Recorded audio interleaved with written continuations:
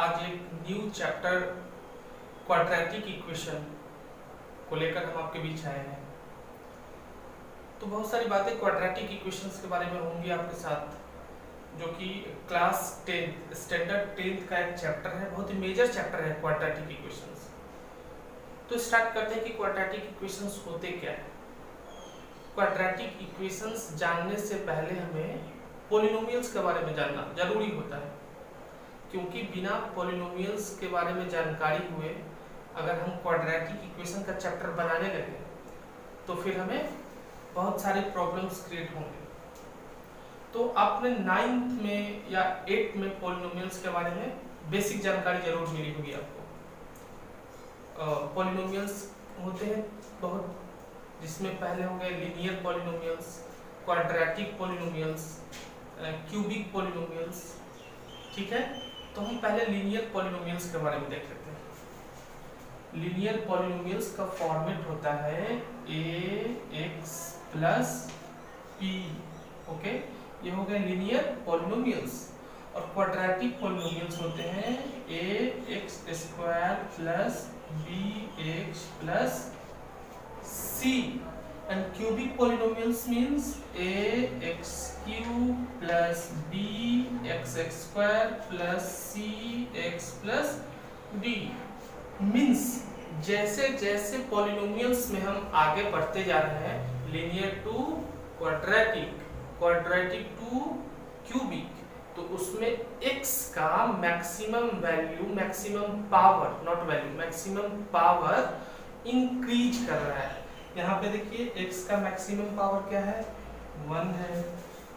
Linear में अगर quadratic की बात करते हैं तो क्वाड्रेटिक में हमारा x का मैक्सिमम पावर कितना हुआ, 2 हुआ। फिर चलते हैं क्यूबिक में, तो क्यूबिक में x का मैक्सिमम पावर क्या हुआ, 3 हुआ। ठीक है, तो ये हमारा हो गया linear, quadratic and cubical. Okay, अब यहाँ से स्टार्ट करते हैं। तो हमारा पृष्ठभूमि था, हमने बेस तैयार किया क्वाड्रेटिक इक्वेशन चैप्टर पढ़ने से पहले। अब जानते हैं कि क्वाड्रेटिक इक्वेशन होता क्या है। तो सबसे पहले हम स्टार्ट करते हैं डेफिनेशन से। डेफिनेशन जरा बोर्ड पे देख लीजिएगा क्या लिखा हुआ है। If px is a quadratic polynomial, if px is a quadratic polynomial, then px is equal to 0, px is equal to 0 is called the quadratic equation। बहुत ही धीरे धीरे हम लोग पढ़ेंगे, बट हमारा कंसेप्ट बिल्कुल क्लियर होगा। तो आगे बढ़ते हैं। If px is a quadratic polynomial, अभी अभी हमने पढ़ा क्वाड्रेटिक पोलिनोमियल, कौन सा याद कीजिए, ax square plus bx plus c। But यह डेफिनेशन क्या कहता है कि px is equal to 0, means अगर इसी क्वाड्रेटिक पोलिनोमियल्स के साथ इक्वल टू 0 हम ऐड कर दें तो वो क्या हो जाएगा, क्वाड्रेटिक इक्वेशंस। क्या हो जाएगा, quadratic equations. ax square plus bx plus c is equal to 0 क्या हो जाएगा, क्वाड्रेटिक इक्वेशन। Very easy. अब आप लोगों को समझ में आ गया होगा कि क्वाड्रेटिक इक्वेशन होते क्या है। ठीक है, अब आगे चलते हैं नेक्स्ट पॉइंट में। तो क्वाड्रेटिक इक्वेशंस का एक जनरल फॉर्मेट होता है, जनरल इक्वेशन होता है। तो उस जनरल इक्वेशंस के बारे में हमने पॉलिनोमियल में पहले ही कंप्लीट कर दिया, बस उसको एक रिवाइज करना है। क्या है, general form of quadratic equation is ax square plus bx plus c is equal to 0। ये आपको याद रखना होगा।